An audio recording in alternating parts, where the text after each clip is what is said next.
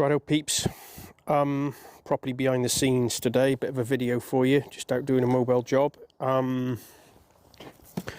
690 Duke, what vintage is it? It's a sort of a 2008-ish vintage. Customer complaint is, on a D-cell, if you pull the clutch in, it cuts out. So basically, it will tick over okay-ish most of the time. It'll tick over, you can rev it up and it will come down to a reasonable enough idle. But if you're riding and you're on a D-cell for any length of time and you pull the clutch in and you're sort of going to lazily change down, it just dies. So throttle body's off, throttle body comes out. I'm not going to do you a how to remove the throttle body situation, but throttle body's out, comes out through this side.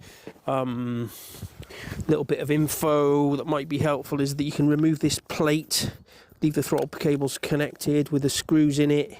There's some stuff you've got to do to get it back on, and there's a little fiddly rubber gasket there that you've got to deal with. And if you found this video because you're interested in how to set all these throttle position sensors, there's two, one on each side of the throttle body. If you're here to understand how that happens, I'm going to cover that when the throttle body goes back on, so I'll hang around or fast forward or something. I'll get to that in a bit. Right, so throttle body is off. This cover needs to come off. There are two tamper-proof screws. They're called wasted bolts, so basically they do them up in the factory and then the head snaps off. So you need to cut, see how I've cut a little slot in there, and the tool I use for that is here. So just a knockoff Dremel I keep in my toolbox on the van, and I've got 240 on the van because I've got a generator and stuff. If you want to know about putting a chassis mounted generator on a van like this, there is a video somewhere in my YouTube channel. So we're going to remove this cover and I'll show you what's underneath there. Right, okay, so we're going to try and film this one-handed. This is what you're going to find underneath that cover. There's a little rubber gasket here. Get it in shot, Jim. There's a little rubber gasket here you've got to be careful of. Kind of, if you can't spot things like that, then you shouldn't be taking the bloody thing to bits in the first place, really. So here's the issue with this design of throttle body. And apparently, I've never seen inside one, but the later version of this throttle body has metal gears. See this gear here? See the play here? So the throttle body at the moment is in the fully open position. So what I've got to do is, with my finger, I've got to drive this throttle body like this, and then move that gear to the fully closed position, if you like. And then if you look here, there's loads of play in the gear, or not loads of play, but there's enough play basically for the stepper motor to lose. What's happening is, as you decel, the throttle butterfly shuts, and it shuts a little bit too much. So I think am I making sense? I think I'm making sense. And it takes a little while. If you sort of slowly close the throttle and then blip the throttle, the ECU that's looking at crank position signal, so engine RPM, and has control over this throttle body, is able to account for this little bit of play and adjust the throttle butterfly accordingly to keep it ticking over. Am I making sense? On a D-cell, there's a massive vacuum in the inlet manifold, sucks this butterfly completely shut, pulls it against the wear in the gear, if you like. Basically, your throttle is too closed, which is why it cuts out. Now, there are a couple of little ways around this. One of the things we're going to do is we're going to lift this gear out, because this just lifts out. It just spins freely on this shaft. We're going to lift this gear out. We're just going to rotate it 90 degrees. So when it's in the closed position, a different part of the gear is, hopefully a bit of the gear that's slightly less worn. Does that make sense? Is meshing with the drive gear on this stepper motor. And then the other thing we're going to do, the inside of the throttle body is absolutely minging. It's coked up with carbon. So we're going to give that a clean. And then the other thing we're going to do is we're going to tweak this little screw here. So that is effectively the throttle stop. It's not a tick over screw. It's to stop the butterfly from closing too much and jamming in the throttle body. But what we're going to do is we're going to tweak that screw as well. We're going to give that a quarter of a turn clockwise. Just if you were relying on that screw to as a normal throttle stop screw for engine tick over, it wouldn't work. It wouldn't tick over at that setting. But by cleaning the throttle body, moving this gear, so there's a slightly less worn part of the gear in mesh with this, and opening that screw ever so slightly, from past experience, that is enough to stop it, you know, stop it cutting out on an overrun. Ideally, the fix would be a new throttle body with a metal gear, so it's all really lovely and tight. So this step has got complete control over the situation. Right, so I'm going to lift this gear out. In fact, I'll do it on camera for you. And it doesn't need to be precise, but we literally just lift it out, turn it, drop it back in again. So when it's in full throttle, let me see if I can do this one-handed. I'm going to open the butterfly and do that at the same time. I haven't got enough hands. I don't know whether that's going to come out on camera, but let's get that way. There's way less play there now. Anyway, I'm thinking it's really hard one-handed.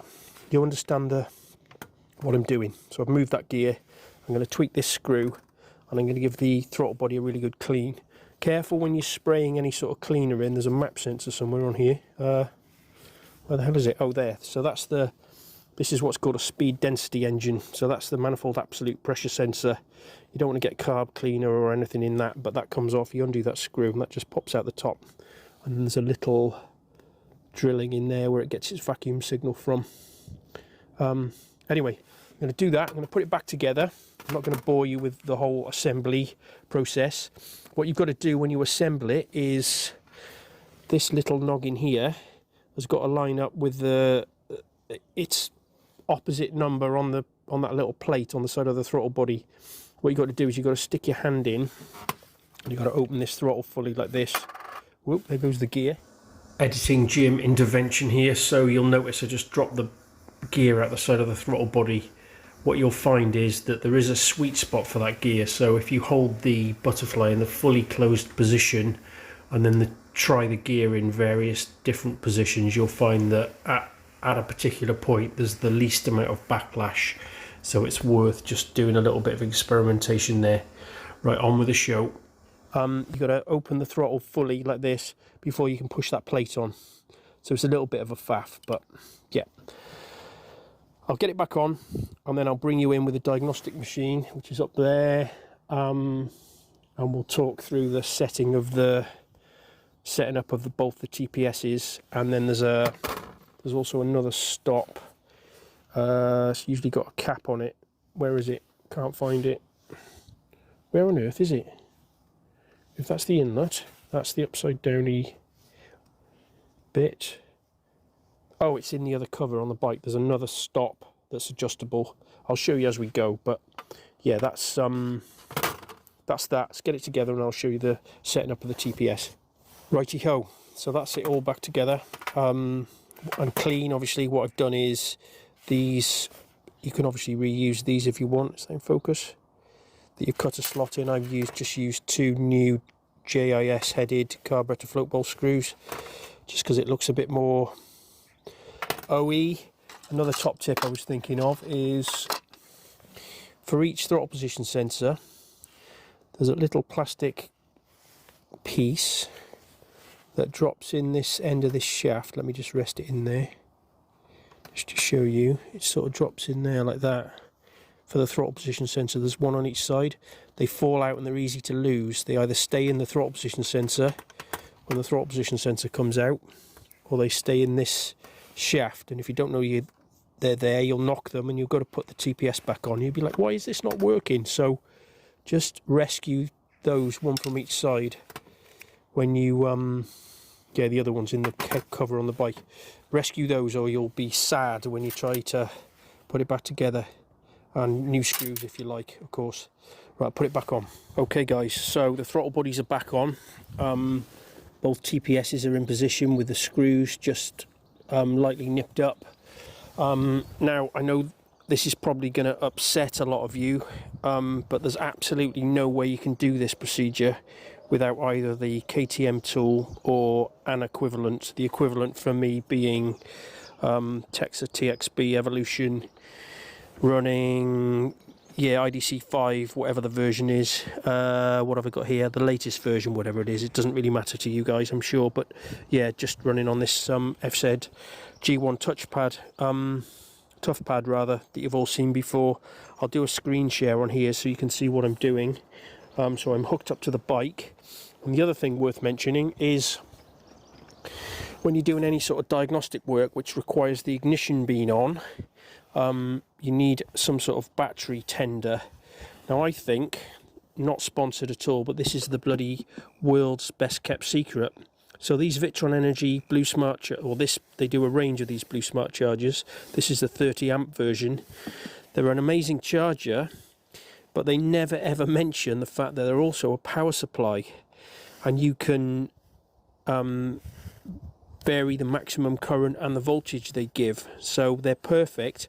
Probably wouldn't be perfect for a car mechanic, but for a bike, you know, they'll give 30 amps. So there's not many bikes that are pulling 30 amps with the ignition switched on when you're doing diagnostic-y work. So you can literally set in the app, I'll put it on the screen, you can literally set in the app the current and voltage you require. Well, you set your maximum current. I usually leave the maximum current at 30 amps, and then you just set your voltage. In this case, we'll go with 13.5 volts. And then I'm going to need, because I'm out in the wild, I'm going to need generator power.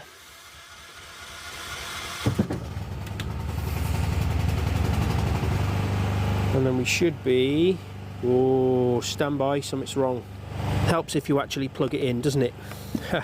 Yeah, so we're in power supply mode, and we're hooked up by this little umbilical cordy thing here. We're hooked up to the battery of the bike, so then we can start our procedure. Right, before we get going, there are a couple of oddities to this, and you've got to follow the procedure exactly the same. So this throttle position sensor on this side has to be disconnected, right, before you turn the ignition on, and left disconnected until you're right in the depths of the software, ready to do the calibration, and then you connect it up. So let me show you. So we turn the ignition on. He says, wrong key.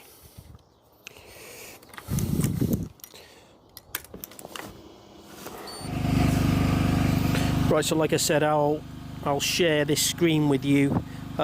So we need throttle valve actuator adjustment.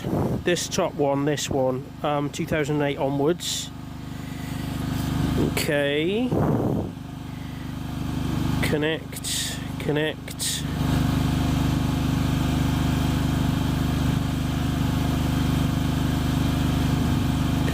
Then we need settings, and then we need throttle valve actuator position adjustment. This one, start. Okay. Yes. Right, now then, here's where it gets a bit wonky, or not wonky. So we now need to connect up the TPS, and what you may find is that little red line moves position ever so slightly when you connect this up, but that's normal, which it has. Now then, what I need to do is get my hand in there. This is almost impossible, and I need to push on the butterfly so it's fully closed. And when I do that, watch what happens up here. That jumps back down. So you do your adjustment with your finger pushing against the butterfly. So I'll put my phone down and we'll go back to the screen share, and I'm going to move the TPS. What I do is I move the TPS around to get it to the point where it's green like that, and then I find my screwdriver, which I've left in the van, stand by, and then whilst holding the butterfly I tighten up the screws on the TPS, and it's super sensitive to adjustment, so even just tightening up the screws can affect the reading. So they're nipped up. So I let go of the... Notice what happens if I let go of the butterfly, the green confirm light goes out. So I've got to hold the butterfly in and then press confirm. And then what it's going to want me to do is it's going to want me to open and close the throttle. And it will count on the screen. And that sounds technical, but all it's doing is it's snapping the throttle shut. And when it gets to 10, it asks me to re-push the butterfly in to double check whether it is still green. Then you press confirm. Now it will be formed throttle valve emergency position adjustment. Right, so that emergency position adjustment is this one here. Come on, focus. It's that one there. Normally this has a, like a, let's turn it that way. Normally it has a, what am I trying to say? Like a little aluminium cap over the top of it. So you got to get hold of that with some pliers and get that off, just so you can get to the screw. It's you need a 7mm spanner and I think it's a 2mm Allen key. But you don't need to do anything with the butterfly for this one. That's yeah, this is just a basic adjustment. Right, so back to the screen share. Yeah, that one's actually all right. But let me show you what happens if I've got the nut loose, actually. So see what happens if I turn it. So I'm just turning that nut down in there. And it's moving this around. Right, so I'll do the lock nut up and hopefully that'll stay in position.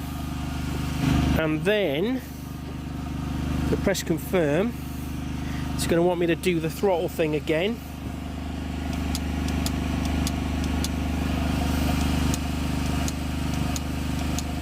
And if it's still in the right place by the end of it, which it is, I can then go to confirm. And then you've got to do the other side, which is this TPS on this side. No, actually, what am I talking about? Sorry about that. That was the first one. Then it's this one on this side. So the screws are loose here, and as I move it, you can see that moves around. So what we do is we get that in position, like we did with the other one. Super sensitive to, like, just resting your hand on it and then do the screws up without it moving. You know, literally just the weight of the screwdriver on the screws can send it out of adjustment. Can't see the screen. Is it still in adjustment? Yes, I think it is. This might be a good point to say that if ever you've got any sort of idling issues, or the idle hangs and won't come back down to tick over, this procedure I'm doing now, setting up all these TPS, the two TPS and the other screw, will almost certainly get rid of your idle hanging problem. Right, so they're nipped up now.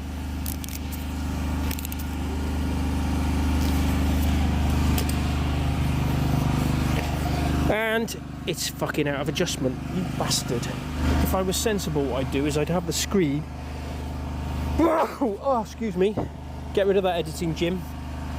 If I was sensible, what I would do is I'd have the screen down here, and then I could adjust it. What?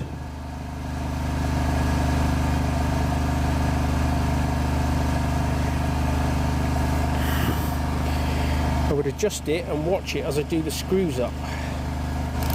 You find is, as you do the screws up, it sort of pulls the line one way. So as you adjust it, it pulls the line up slightly. So you sort of set it slightly off where you want it to be. And then as you do the screws up, it ends up in the right place. Right. Now then, press confirm. Completely over, yes, okay.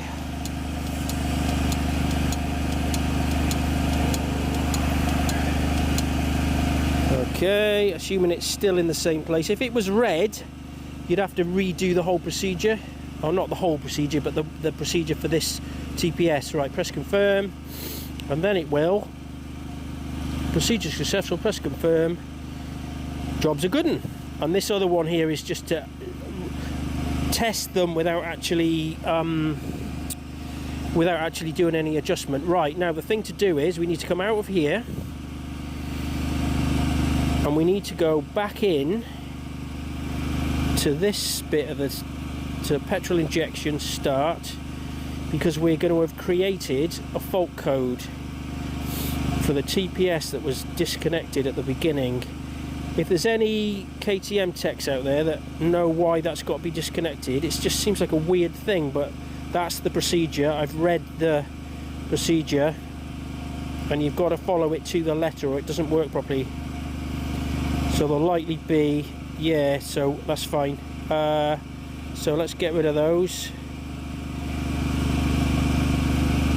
Clear those out of memory. Confirm. Now then, haha, here's the thing, the old ECU reset. So after doing all that, you have to reset the ECU.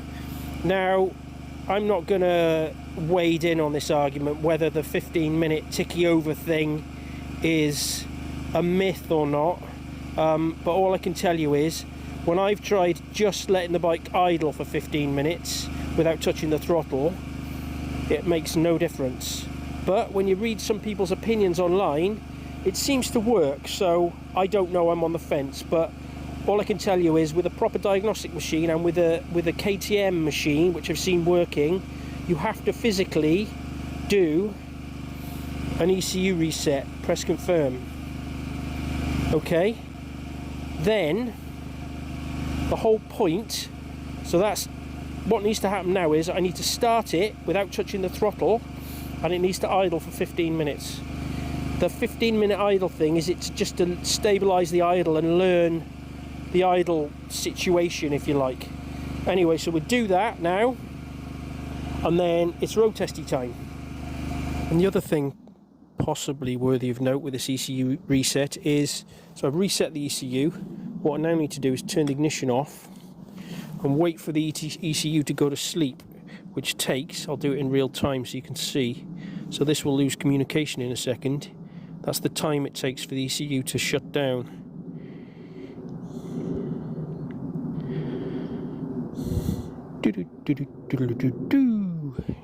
There you go. So now we turn the ignition back on and we start it up and we let it tick over without touching the throttle at all for 15 minutes. See you in 15 minutes. Let's get away from this thing. So I think one of the reasons why it's 15 minutes is, what am I trying to say? I'm not even certain that it has to actually be 15 minutes, but it needs to be, the engine needs to clearly be at operating temperature, or from cold all the way up to, you know, the maximum operating temperature, fan coming on. It also needs to find itself in closed loop as well, if you know what that means. Most of you do, I'm sure. So the O2 sensor in the exhaust needs to be in play, and so it can trim the fueling and stuff and stabilize the idle. I think you could probably do it in less than 15, but it does say 15 minutes in the blurb from KTM, so that's what everybody sticks with. So we're about 8 minutes in at this point. I've got a little stopwatch running. It seems to be idling fairly well. The proof of the pudding, of course, is in the road test afterwards, but we'll see how we go. Righto, guys. So that's that. So it's 15 minutes. So we've got a little bit more jiggery pokery to do down here. There's a little plastic flap to hold this and the ECU in position. Bolt the tank down, put the seat on it, go and have a ride on it, see if we fixed it. Fingers crossed.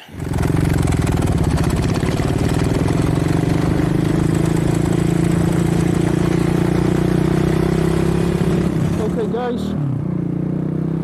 hopefully you can hear me over this row of this motorbike. So basically the test is going to be a hard pull and then a decel, and pull the clutch in as the revs are coming down and see if it cuts out. Here we go. So D-cell and then pull the clutch in. Yeah, and it just holds its stick over perfectly. It wouldn't do that before. I'll try another one up this bit of road here. It's a lot different to ride too. The fueling from the ECU reset, the fueling is much nicer at small throttle openings. So I'll do another pull here. Just get into like third or something and then give it the beans. And then a D-cell and then pull the clutch in. Yeah, and it keeps on ticking over, that's perfect. Yeah, I just pulled over, guys, so I could actually talk to you without all that wind noise. That's a fix, definitely. I've done a few hard pulls and big long D-cells, and yeah, it just holds its tick over lovely. It's noticeably nicer to ride as well at slow, sort of little throttle openings. The fueling seems a lot cleaner, so I think we can call that a win. If you like this sort of content, get your arses down in the description and click on the patron link. So what that is, I'm not sort of asking for money. Well, I am asking for money. It's $1 a month is the minimum amount, but it gives you access to my Discord server, and it's growing slowly, and it's mainly populated by people that, you know, are into fixing motorbikes. So there's other guys in there that do this for a living. So if you join and you sort of need technical information about fixing stuff, you know, we're always sharing service manuals and talking about different stuff. Might be an interesting place for you if you're into fixing bikes. And as I say, it's like I think the minimum is $1 a month. Anyway, sound like a bloody salesman, which I really don't want to sound like. But you know, I want to get to a position, as you all know, my content is fairly sparse. I'd like to get into a position where there's enough income from Patreon and the little tiny bit of revenue you get from Google ads, you know, on the YouTube ads. I'd like to get to a position where there's enough revenue from that where I could sort of donate. I could put aside a couple of days a week or one day a week to just make regular content. But at the moment, it's just not sustainable. You know, I've just got to keep on working. The bills have got to be paid and stuff. Anyway, bleeding heart. Thanks for watching, guys. I hope you found it valuable, and I'll see you on the other side.